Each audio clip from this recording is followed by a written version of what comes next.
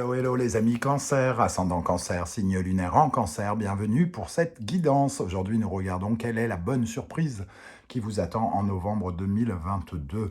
Alors bien sûr, le tarot n'a pas la même temporalité que nous, donc ça peut parler à certains cancers dès à présent et parler à d'autres cancers au début du mois de novembre ou à la fin du mois de novembre, voire au début du mois de décembre.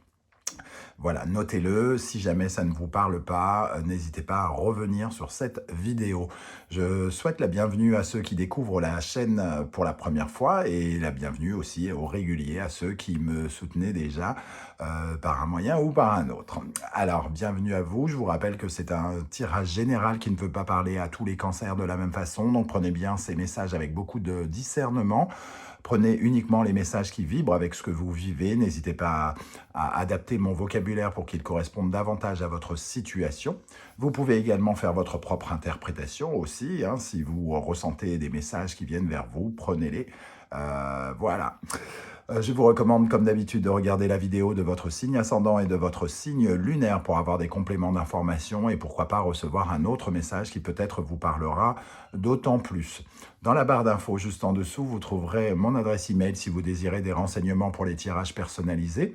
Vous trouverez également différents liens qui vous mèneront vers les guidances que j'ai réalisées pour votre signe récemment, comme par exemple la guidance trimestrielle de l'automne, les guidances d'octobre, la guidance sentimentale, la guidance professionnelle d'octobre, la guidance générale d'octobre et les messages de vos guides, donc des guidances qui sont encore d'actualité si vous ne les avez pas regardées. On va pouvoir y aller avec les énergies principales de cette bonne surprise qui vous attend au mois de novembre. Donc nous avons le pendu et le battleur. Le pendu nous parle d'une situation où vous aviez peut-être les yeux bandés, où vous ne pouviez pas voir les choses venir, peut-être aussi une certaine forme de stagnation ou de sacrifice. On vous a peut-être demandé d'attendre ou alors vous étiez dans une position qui ne vous permettait pas d'avancer en tout cas. Le pendu nous parle de cette période justement où il y a eu sans doute un sentiment de stagnation, quelque chose qui est peut-être resté bloqué. Vous vous êtes peut-être sacrifié pour quelqu'un ou quelque chose, une situation, un emploi ou quelqu'un de votre famille, pourquoi pas. Et on voit avec ce battleur que on arrive enfin à sortir de ce blocage, de cette situation avec quelque chose, une situation nouvelle. Donc ça peut nous parler évidemment par exemple si vous êtes à la recherche d'un emploi et que vous étiez bloqué, que vous ne réussissiez pas à trouver un emploi, par exemple, ça peut nous parler de trouver un emploi. Ou alors de se retrouver dans une situation de blocage et qu'il y ait une fin d'une certaine manière pour avoir un nouveau commencement. Donc quelque chose qui se termine pour un nouveau commencement avec ce battleur qui représente aussi quelque chose de nouveau, mais d'inexpérimenté, un peu comme si vous étiez à la découverte de à nouveau de votre potentiel, de vos capacités à agir et à créer votre monde d'aujourd'hui et de l'avenir aussi. Voilà. Alors, on va essayer d'éclairer cette interprétation avec d'autres messages, en tout cas, quelque chose de positif. Si ça nous parle de sentiments, des sentiments qui étaient entre guillemets bloqués ou dans l'attente, ou où vous aviez le sentiment de vous sacrifier peut-être, ou de vous dévouer, ou alors vous n'aviez pas le sens des réalités. Le pendu peut nous parler d'une période où on avait comme un bandeau sur les yeux. Et ici, il y a quelque chose de nouveau qui vient vers vous. Avec l'oracle murmure des animaux, nous avons la loutre et le renard. Donc ici, on voit la loutre qui est un animal qui sait vivre à la fois sur terre et dans l'eau. Elle représente très bien cette énergie double. Alors ici, on a féminin sacré séduction, mais je pense aussi qu'il y a cette dimension de...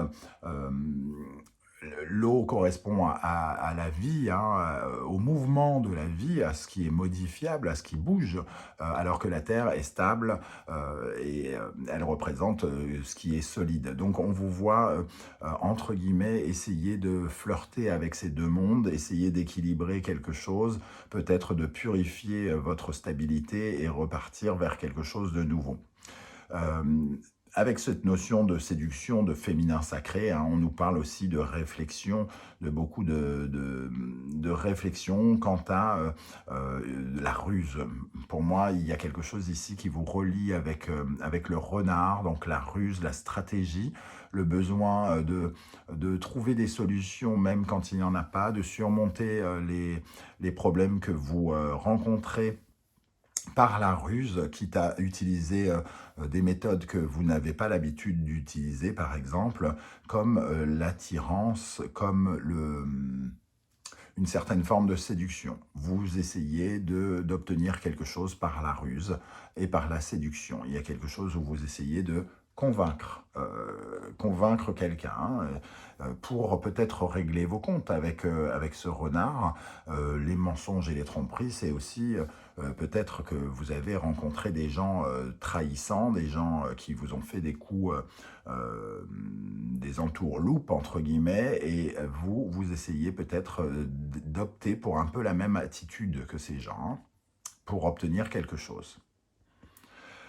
Avec le grand été là, nous avons les énergies de tendresse et fausseté, imprévoyance et espion, originalité nouvelle. Donc on voit une situation nouvelle ici avec le valet. On a deux valets ici. On a deux valets qui nous parlent de quelque chose qui débute, hein. L'imprévoyance ici, moi je le vois plutôt comme un valet d'épée, quelque chose qui vous oblige peut-être à être plus prévoyant. Quelque chose qui vous oblige avec le renard à opter pour une stratégie contre la fausseté, contre quelque chose qui est, entre guillemets, qui vous a été caché, hein, peut-être, ou contre le dévouement peut-être que vous avez consenti, qui n'a peut-être pas été récompensé, et vous allez vers quelque chose de nouveau, vers de nouvelles techniques peut-être, ou vers de nouveaux, comment dire, une nouvelle forme ici avec le mode espion. Peut-être que vous recherchez quelque chose qui ressemble à des preuves contre la malhonnêteté ou quelque chose du renard ici, hein, c'est possible aussi.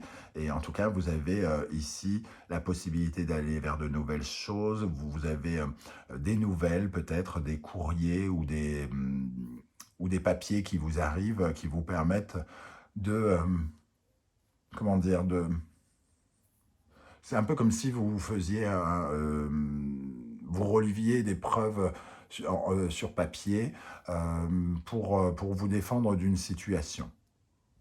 C'est un peu comme ça que je ressens ces deux énergies ici, hein. Ici, avec le 53, on a la notion de justice, avec 5 plus 3, le 8 de la justice. Donc, obtenir peut-être quelque chose par rapport à l'imprévoyance, quitte à devoir, entre guillemets, utiliser des coups en douce avec le mode de l'espion, peut-être de vous défendre face à la justice pour certains, et avec l'originalité, on a ici faire avancer peut-être des dossiers ou des choses comme ça. On a la notion de justice ici aussi avec la tendresse, hein, la tendresse et la fausseté, 6 plus 2. 8, on a cette notion de justice deux fois avec ces deux épées, donc qui pourraient correspondre aux deux d'épée. On voit qu'il y a une certaine, plusieurs voies, plusieurs options qui s'ouvrent à vous, et il va falloir choisir quelque chose pour se défendre contre l'imprévoyance quelque part. Quel est l'animal totem qui vous accompagne et qui vous aide pendant le mois de novembre? Nous avons le vautour. Le vautour correspond à la fin d'un cycle, hein. La fin d'un cycle un peu brutal ou radical. On tourne pas une page avec le vautour, on change de livre, on change d'histoire, on change de quelque chose de façon un peu plus radicale. C'est un peu plus décontenançant aussi, hein. Le vautour, c'est celui qui à la fois représente la vie et la mort d'abord et la vie après, la renaissance, et c'est celui aussi qui purifie une situation, la possibilité d'en finir véritablement avec quelque chose en le purifiant. Le vautour, c'est celui qui évite aux maladies de se propager, hein. Donc, il purifie aussi votre terre pour vous offrir quelque chose de nouveau, mais qui va vous obliger à tourner, à changer de livre et à ouvrir une nouvelle page de votre vie. Ok, bon, alors avec le Wandering Tarot, au centre, nous avons le 6 d'épée qui nous parle bien d'un départ, hein, d'une transition, d'une période de transition. Alors peut-être que c'est pas tout à fait, c'est une fin radicale sur certains points, mais il y a peut-être encore des choses à régler, c'est-à-dire votre destination n'est peut-être pas encore très très claire. Vous partez à la découverte vers un nouveau monde en laissant des choses derrière vous avec ce 6 d'épée. Mais c'est une sorte de transition pour trouver la prochaine terre, hein. Ici, on voit une femme sur un bateau en quête d'un nouvel horizon, entre guillemets. Alors, vous n'avez peut-être pas encore l'horizon que vous visez en ligne de mire, mais c'est pour ça que ça nous parle de cette période de transition, d'aller explorer quelque chose de nouveau en laissant des choses derrière vous. Avec ce 6 d'épée, nous avons la mort, le 9 de denier, le 6 de denier, le 2 d'épée qu'on retrouve ici, hein, le roi d'épée, la reine de denier, l'as de bâton, le 3 d'épée. Dans vos profondeurs, on va dire, avec cette reine d'épée et cet as de bâton, il y a une véritable envie de se sécuriser et la capacité de se sécuriser avec cette reine de denier qui veut être davantage dans son bien-être. Donc vous tournez peut-être une page de votre vie ou on tourne une page de votre vie, en tout cas qui vous apporte une certaine forme de bien-être avec lequel vous êtes en connexion, hein. Vous ne savez peut-être pas comment le trouver avec ce 2 d'épée. Vous avez des décisions à prendre, des choix à faire qui ne vous reviennent pas forcément d'ailleurs, mais vous êtes dépendant de ces décisions, de ces choix pour aller vers une forme d'inconnu. On voit ce personnage avec les yeux bandés qui ne sait pas forcément où elle va ici avec ce 6 d'épée, hein. Mais il y a une transformation de toute façon, on vous envoie une transformation de là-haut, entre guillemets, hein, quelque chose qui doit s'arrêter et qui doit commencer. On retrouve ces deux énergies, la mort, le 6 d'épée et le 3 d'épée, quelque chose qui ne fait pas forcément plaisir avec le 3 d'épée, hein. On en a quand même gros sur le cœur de ce qui se passe, d'être obligé de commencer autre chose. Le 3 d'épée nous dit quand même que oui, il y a un nouveau départ avec cet as de bâton juste à proximité, mais le 3 d'épée nous dit quand même que on est obligé de faire un deuil, hein, quelque part sur quelque chose qui nous a profondément blessés. Peut-être une décision qui nous a blessés ici, hein, une décision. Le but du jeu maintenant pour vous, c'est entre guillemets de retrouver une certaine forme de confort ici, hein. Ce que vous visez, c'est le 9 de denier et le 6 de denier, un certain confort, une certaine prospérité, un sentiment de sécurité qui se fait dans le partage, donnant-donnant. Quelque chose doit être partagé peut-être ici par décision de justice avec le roi d'épée, pourquoi pas. On doit peut-être négocier une somme d'argent pour certains d'entre vous, hein. C'est le moment, en tout cas, où la justice, le roi d'épée, l'avocat, le tribunal ou quelque chose comme ça, une instance juridique et administrative peut venir pour faire une sorte de partage. Un partage qui vous semble peut-être décevant avec ce 3 d'épée pour l'instant, et pour lequel vous allez sans doute devoir vous défendre par souci d'équité avec ce roi d'épée. Alors, on va rajouter quelques énergies avec l'oracle de la triade. Alors, pour les cancers, qu'est-ce qu'on a sur le 6 d'épée ici? Sur le 6 d'épée. Pour les cancers avec le 6 d'épée. Le désert. Donc, on a le sentiment quand même qu'on se retrouve face à une période un peu désertique, c'est-à-dire une certaine forme de flou, un peu comme les oasis, hein, dans le désert. On se retrouve avec ce soleil grandiose et une page vierge à réinventer avec ce désert. C'est un peu comme si cette carte était de la même couleur et qu'il fallait réinventer le monde dans lequel vous vous trouvez en rajoutant des arbres, en rajoutant un oasis, une source d'eau, de la vie, là où il n'y en a peut-être plus, entre guillemets, à vos yeux en ce moment. Le roi d'épée ici, pour les cancers, avec le roi d'épée qui nous parle. Le retour, alors, moi je vois dans ce retour une sorte de retour sur investissement, le besoin d'équité, on retrouve cette lame, le retour de quelque chose, d'un cycle aussi, sans doute par rapport au passé, on doit régler des choses par rapport à ce passé. Et ça doit se passer par le biais peut-être de la justice ou d'une décision à prendre pour un partage ici. Qu'est-ce qu'on a sur le 6 de denier justement? Alors, sur le 6 de denier, pardon. La sagesse. La sagesse, c'est une certaine forme de maturité, d'expérience.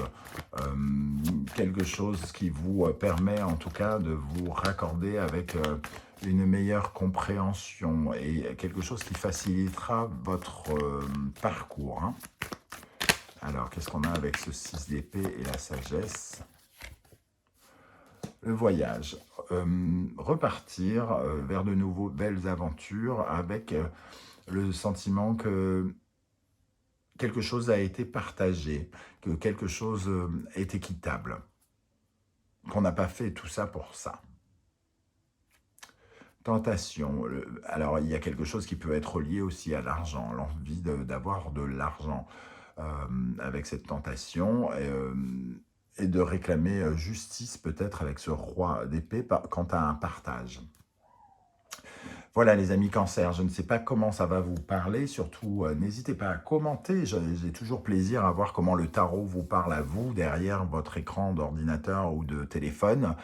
Donc ce sera un plaisir de vous lire et de vous répondre. Si vous tenez à me soutenir, à m'encourager, surtout n'oubliez pas de liker la vidéo, c'est très important pour moi, tout comme le fait de vous abonner, le fait de commenter, le fait de partager les vidéos qui me permet d'avoir une plus grande visibilité sur la plateforme YouTube. Je vous en remercie. Vous pouvez également dès à présent faire un don à la chaîne si vous le souhaitez, si vous aimez mon travail et que vous souhaitez également m'encourager. Ce n'est pas obligatoire, mais ça fait plaisir en tout cas. Voilà, je vous remercie. On se retrouve très très bientôt pour de nouvelles guidances, notamment la guidance générale du mois de novembre 2022. En attendant, les amis Cancer, prenez soin de vous. Merci d'être là et à bientôt. Ciao, ciao.